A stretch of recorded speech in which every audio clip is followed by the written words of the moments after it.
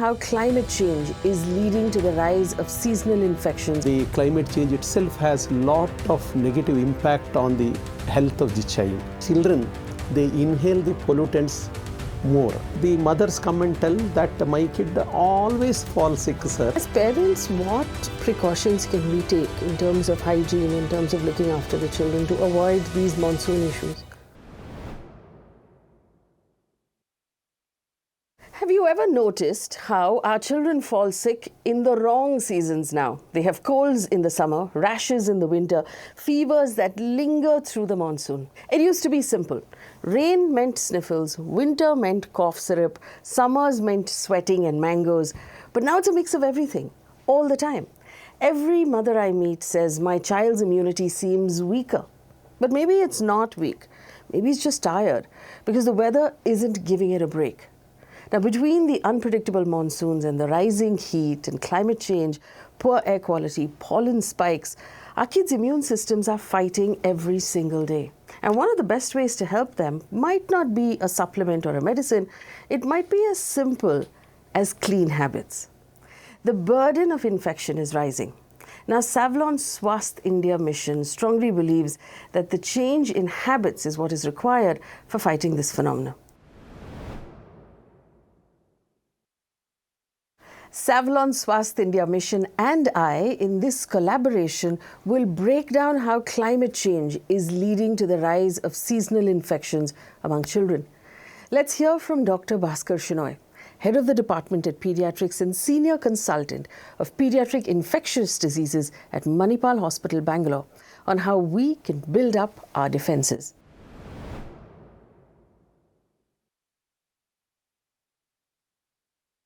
We'll decode how each season affects your child's immunity and how everyday habits, even small ones, like hand washing and disinfection, can make a huge difference.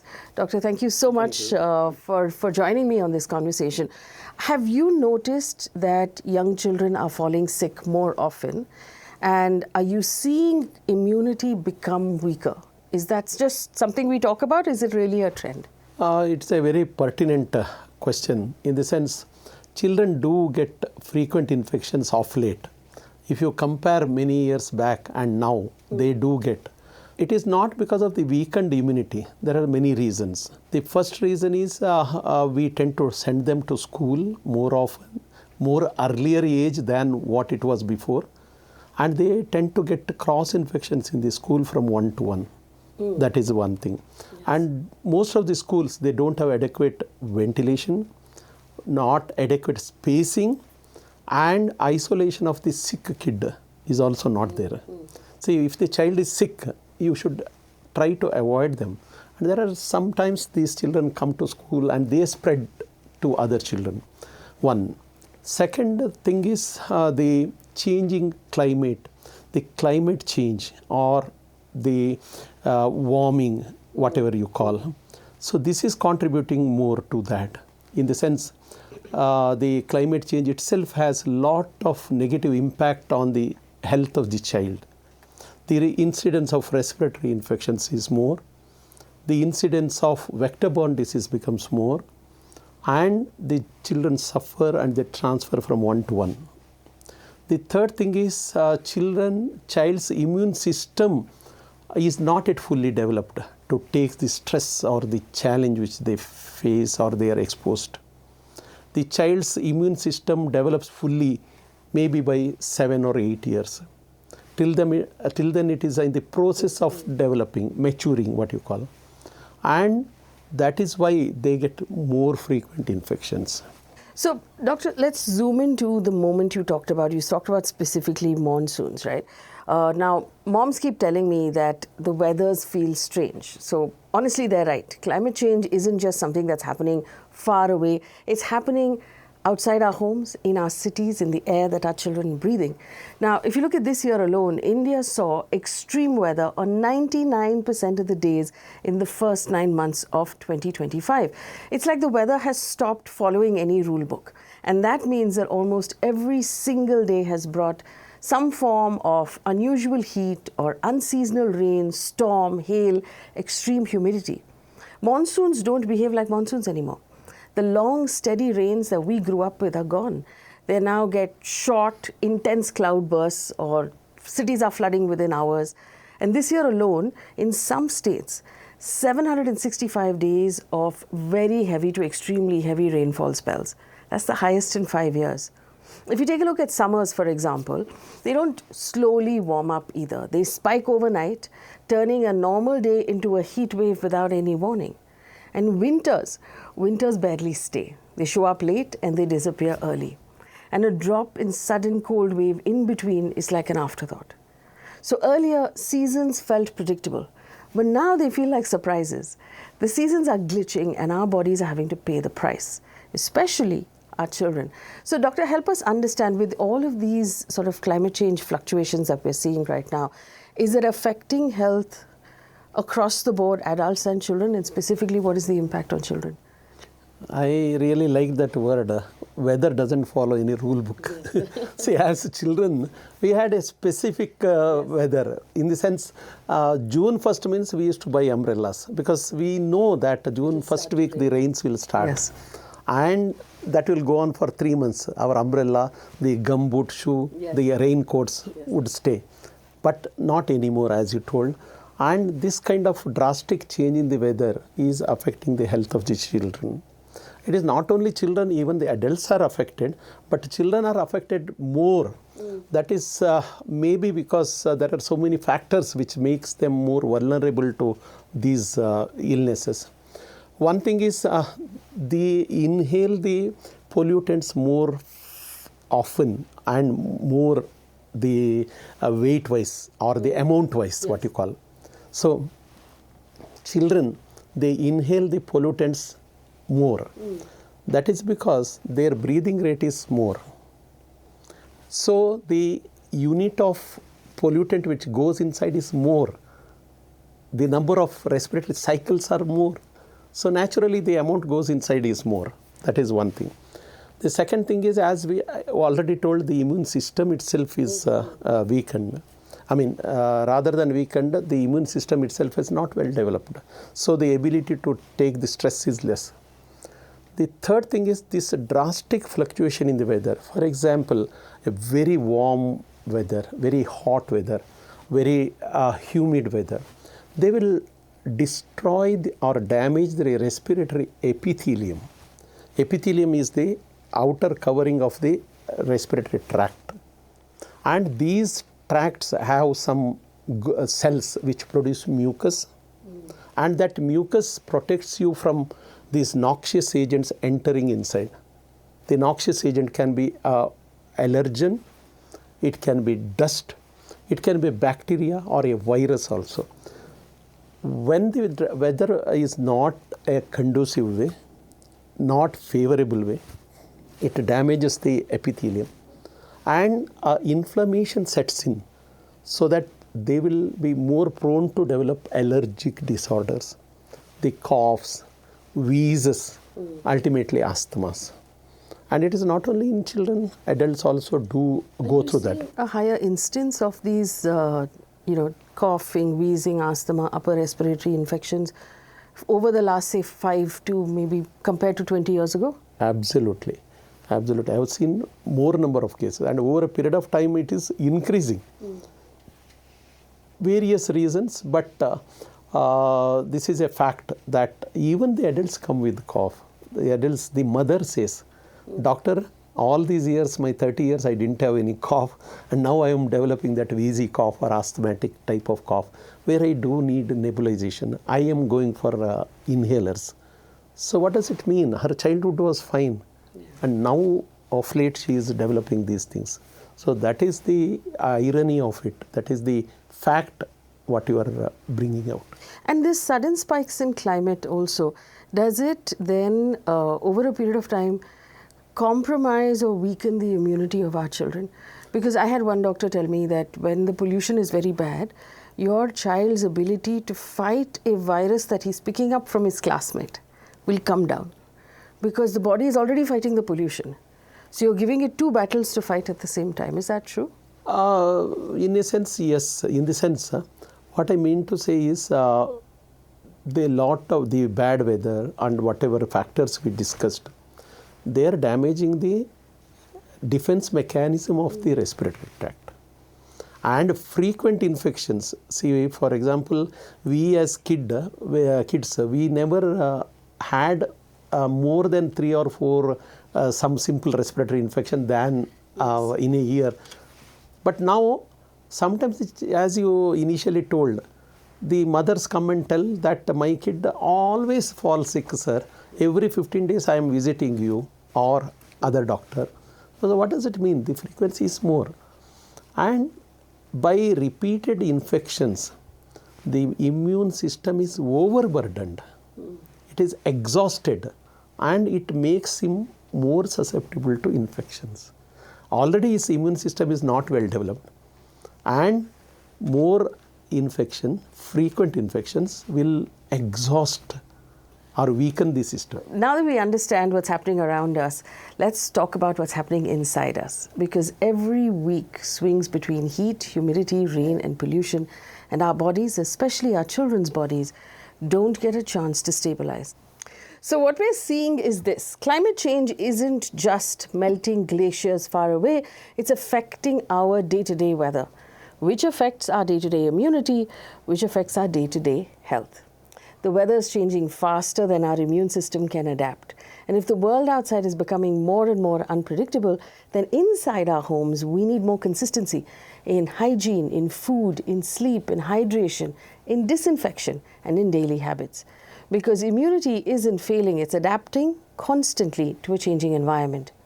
This is a collaboration with Savlon Swasth India Mission to bring back the emphasis on prevention through healthy habits. Now I want to talk to you about the monsoon, because this is a season where every mother turns into a part-time doctor. And earlier monsoons was about paper boats and puddles and hot pakoras, but now it has become about cold and stomach upset. Savlon Swasth India Mission empowers families to protect their health through clean, consistent health habits so that the monsoon doesn't have to be a season of sickness. So why are kids catching infections so quickly in the monsoon? What about the monsoon weather makes children and their immunity weaker? Infections or the illnesses which occur in monsoon is little different from what it occurs in summer and other.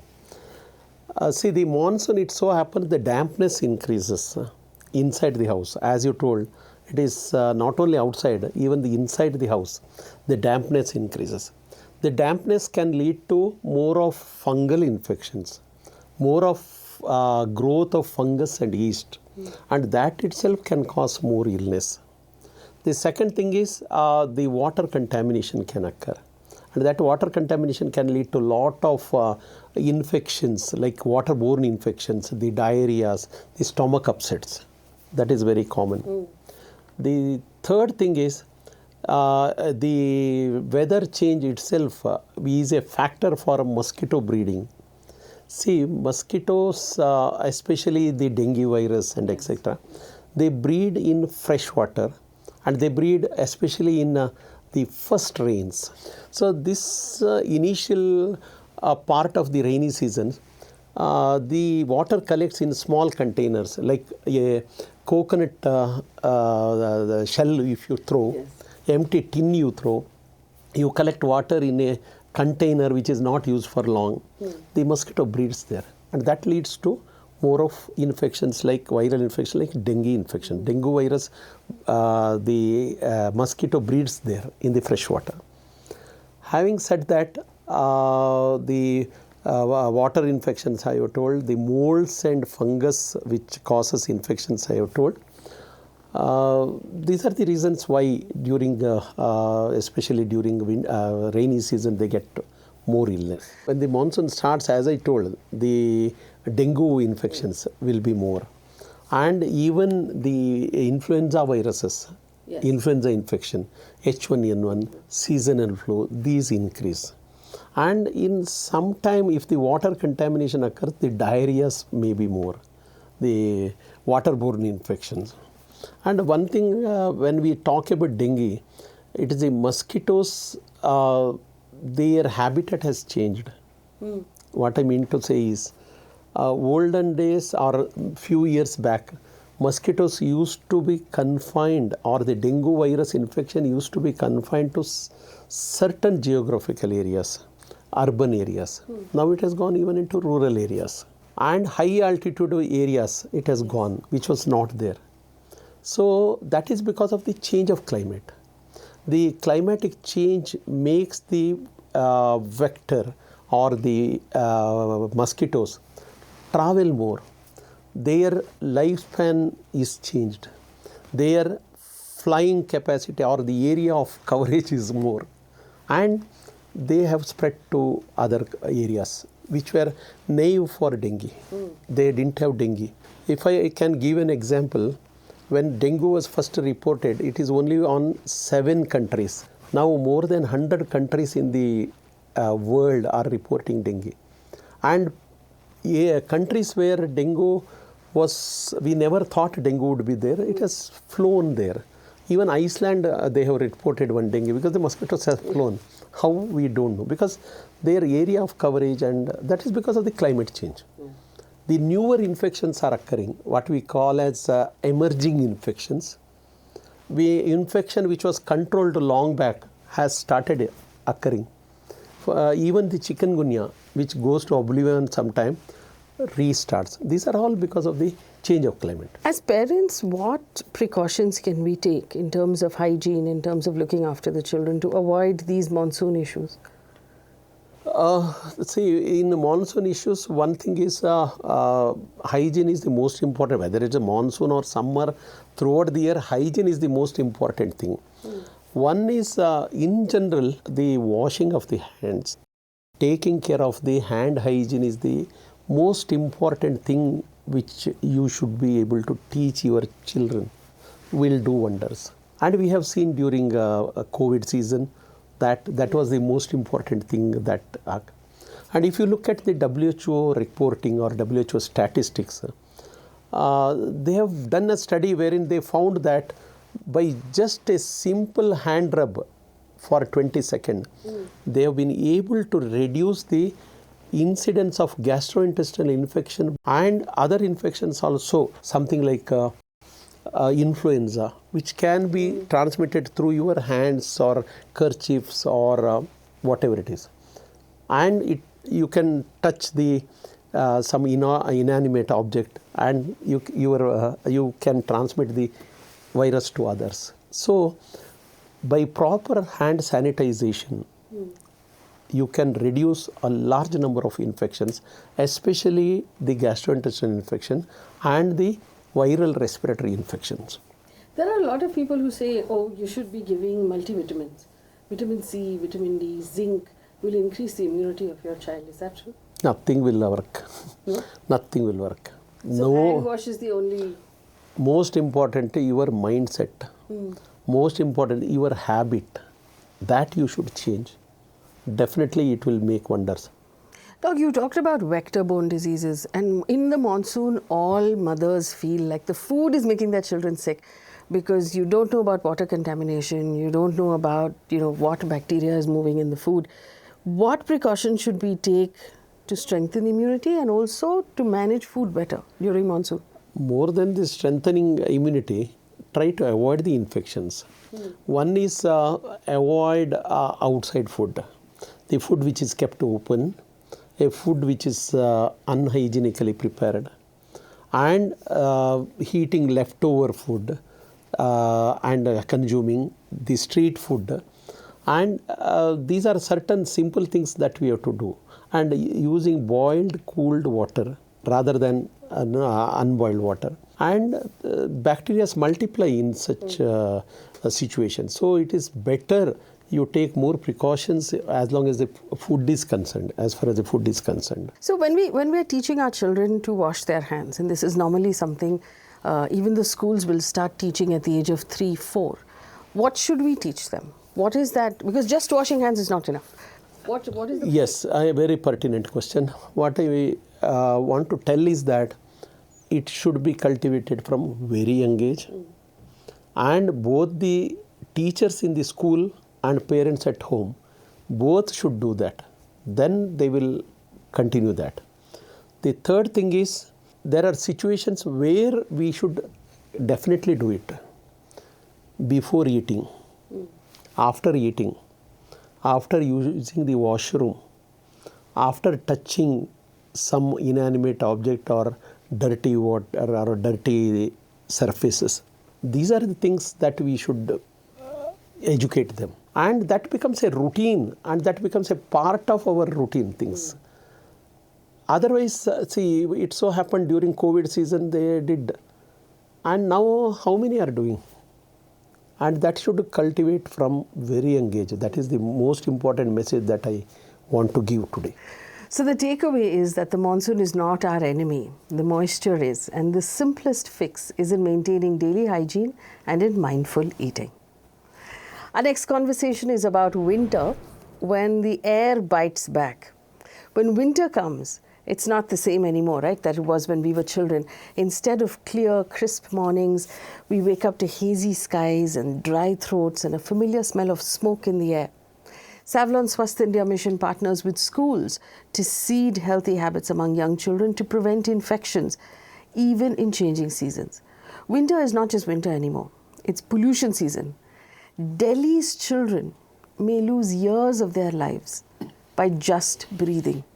Winter AQI breaches 400 plus in Delhi, resulting in neurological, cardiovascular, and respiratory diseases. When AQI hits 300 plus, playgrounds go silent, inhalers become louder. The doctors say that winter coughs now seem to last twice as long because of the smog mixing with viral infections. Dr. Bhaskar, AQI now has become a common conversation for all of us. How dangerous is this for small children? As you rightly told, AQI is dangerous not only for small children, for the whole population. In fact, if you compare the other metro cities, Delhi tops the list, as we know. Yes. And the incidence of respiratory infections is more. The thing is the particulate matter, what they call, that is 2.5 or less. That particular matter will enter more easily into the respiratory system, and that will cause more allergy and more frequent infections. We know beyond a shadow of doubt now, there are many studies that tell us that a long-term exposure to AQI that's above 300 plus, or 400 plus will have an impact on the development of children's lungs. What impact does it have on their immunity? What impact does it have on their, their respiratory infections and their ability to beat those infections? Yeah. Let me take it in three ways. One is on the respiratory health. Yes. When it is more, it will damage the respiratory system. It will damage the epithelial cells. What I mean is the covering of the internal layer of the respiratory system. And it makes the allergen go in deep into the system more efficiently. And that causes more incidence of respiratory infections, more incidence of wheezing episodes, asthmas, whatnot. The second thing is the particulate matter, what we call PM. It is written as 2.5 or something. The smaller particles are more likely to enter deep into the system and cause more problems. The second thing is the immunity. When there is a frequent damage to the system, because as I told initially, the respiratory epithelium, the cover of the cells which is there outside, that has some cells that produces mucus, and that will protect against entry of these noxious agents, be it a dust, be it a particle, be it a virus or a bacteria. Because of the pollution, this is damaged, and these can get a easy entry into the system and cause more damage. So they will suffer from frequent infections, they will suffer from frequent allergies, and as a consequence of damage to this, they will develop what is called as the inflammatory disorders, the chronic disorders like rheumatoid arthritis and autoinflammatory disorders. These are, we are seeing more nowadays.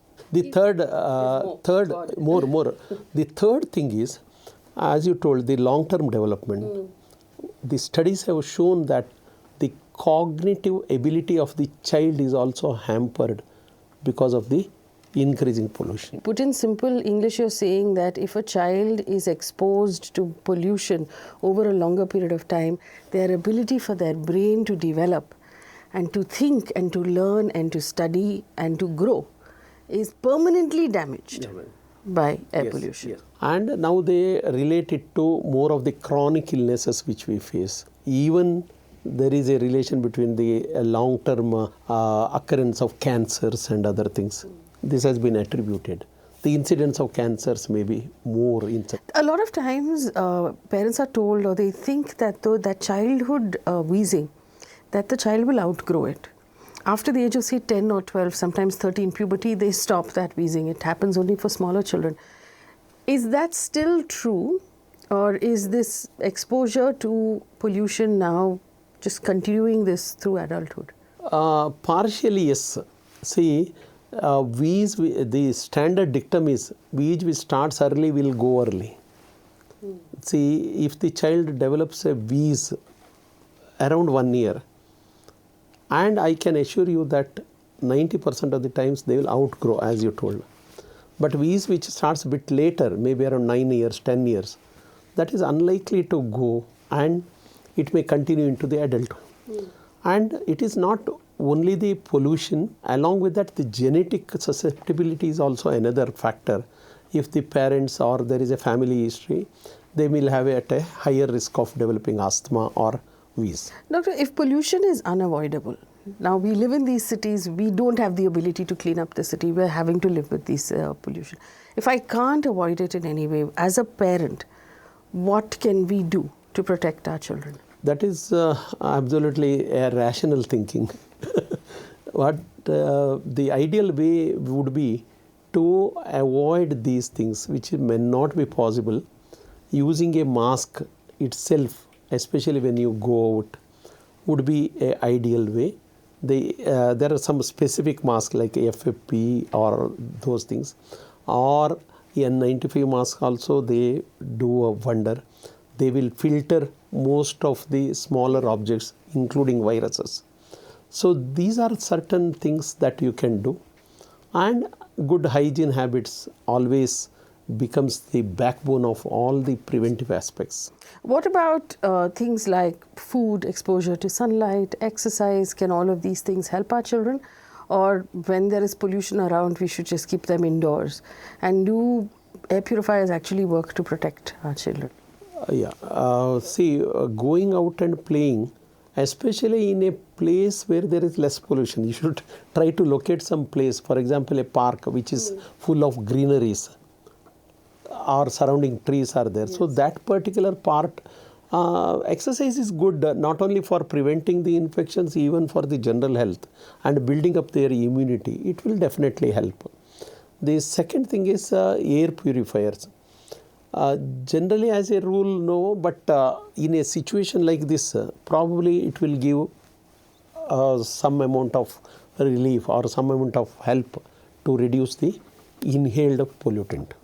So winter immunity isn't just about layering up, it's about, or doing steam inhalations anymore, it's about breathing clean air, eating smarter, keeping your body moving even indoors. Because right now, the air outside may be dirty, but our habits don't have to be. So a warm bowl of soup, hand wash after every sneeze, maybe a few minutes in the sun, but honestly, it's better than any other defense or any other tonic. Smog might be outside your window, but your child's best protection still begins inside your home with clean hands, clean air, and clean habits. So, Doctor, do you believe that masks are beneficial for people to wear during polluted winter months? There are particular types of mask like FFP2 that is more beneficial in reducing the inhalation of these noxious agents.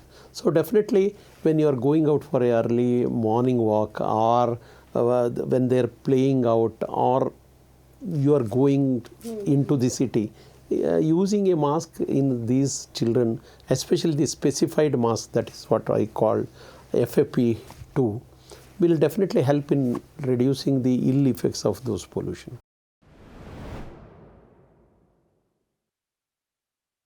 Let's talk now about summer, when the heat and the germs stick to each other. Then there's summer, the season of mangoes. Summers are when childhood memories are made, when you go outdoors and you soak in the sunshine and laughter. But summers are also sweaty and they're sticky and sometimes even itchy. Outdoor play is critical for a child's development. Savlon Swasth India Mission enables this by teaching hygiene habits through play and games. You know, Dr. Summers used to be all about fun and play and all of that, but now we're talking about infections, we're talking about rashes. Are the rashes largely becoming worse because there's bacteria, there's pollution, the clothes are more synthetic also now, they're not as, breathable as they used to be when we were children? In fact, all of them are causing infections, especially when the skin is dry, they may tend to have some itching, and there is a breach of the outer layer of the skin, and infection can enter easily into that. So that is the most important thing. As you rightly told, the cloths and the heat itself can cause more rashes and more itching. Child will itch more. There is a breach and it is a vicious circle wherein they keep on getting these things. So it is very common in summer in children. So, okay, so here's a question. There are those people who take a bath in the morning and those who take a bath at night. For a child who's going out and playing in the summer, is it important to bathe before sleeping? Yes, but I would recommend morning again is a must. Okay, so twice? Yes, twice a day would be ideal because it will remove the dirt, it will remove the sweat he has played out, and that sweat collection itself can be a nidus for bacterial growth. So it is better to have twice. That would be ideal. That would be ideal. I also want to talk to you about food. We talked about food in the monsoon session. I want to talk to you about food in the summer because food spoils faster in the summer. Also, there's a possibility that children might get dehydrated, playing out and then not replenishing enough. As parents, what can we do to be more mindful about food in the summer? See, more than food, the first thing is the fluids. They need more fluids in the summer because insensible loss will occur. From the skin, we sweat a lot and we will be losing a lot of water from the body. So, drink more water, drink more fluids. It can be juices, it can be tender coconut water, it can be soups. The fluid intake should be more.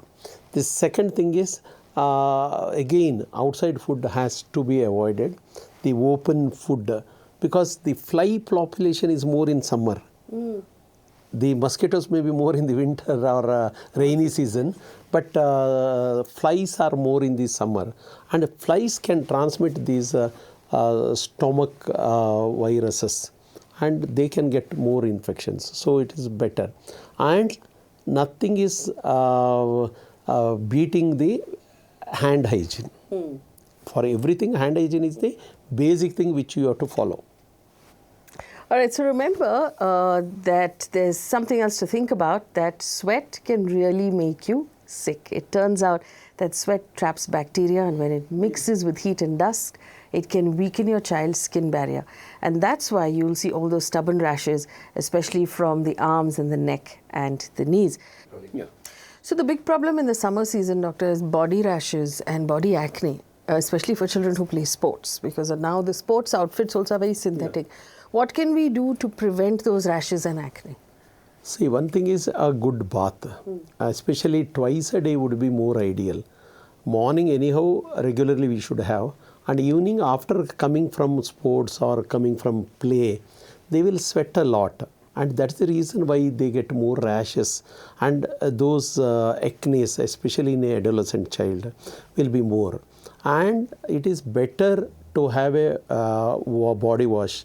With the antiseptic body washes are available. With that you can have a bath, and that will reduce the incidence of these infections, because the wet surface in the body acts as a nidus for bacteria, some specific bacteria, and that can worsen the rashes, that can worsen the acne.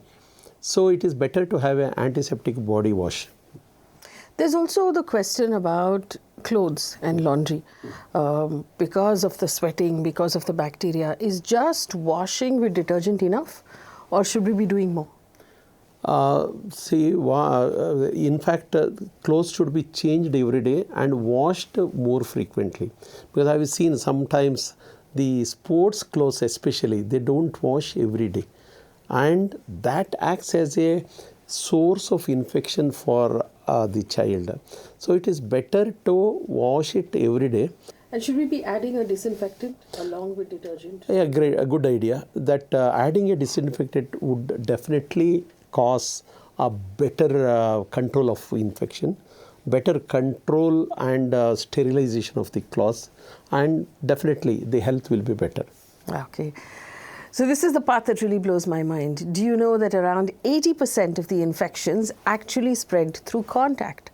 Not just air, not food, touch.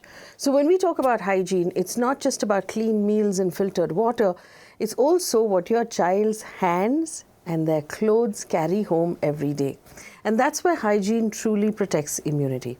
A quick rinse, a 20-second hand wash, a disinfected laundry basket, that's the real summer safety net. So don't forget, always wash up before every mango.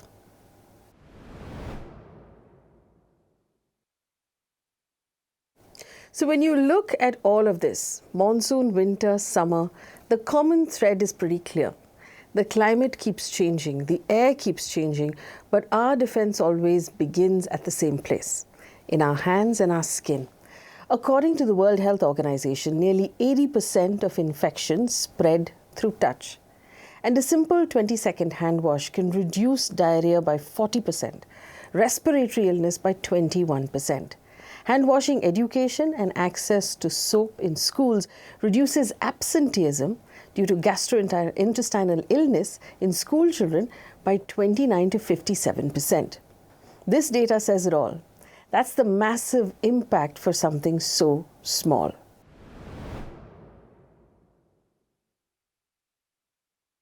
Savlon Swasth India Mission believes in building small habits that go a long way in keeping us protected. Now here's the part that parents love, something practical to remember. Now, Doctor, you've been talking, now we've talked about seasons, we've talked about all the precautions that we have to take across the seasons for hygiene. How can parents remember all of this? Give us an easy way to remember everything. Yeah, that's a very good way of making the parents remember. You remember the term S.H.A.K.E. Okay. So, S.H.A.K.E. S.H.A.K.E. is sanitize the surface often. H is hand wash regularly. And A is avoid self-medication. Yes. K is keep the wound clean. And E is eat fresh and healthy food. That makes the whole discussion into one nutshell, and the message can be taken around very easily. I love that, shake. So remember, sanitize, hand wash, avoid self-medication, keep the wounds clean, and eat fresh and healthy food. Something that even a 5-year-old can remember and chant. These help tips are part of Savlon Swasth India Mission, an effort to turn awareness into everyday action.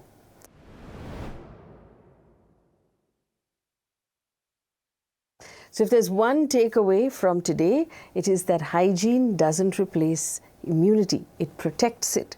So when hands stay clean and the immune system gets to rest, it is not distracted by little surface infections, then it can get ready for the real battles. So when you pair that with good sleep, with balanced food, with some outdoor play with clean air, then that's what your child's immunity needs to really build up.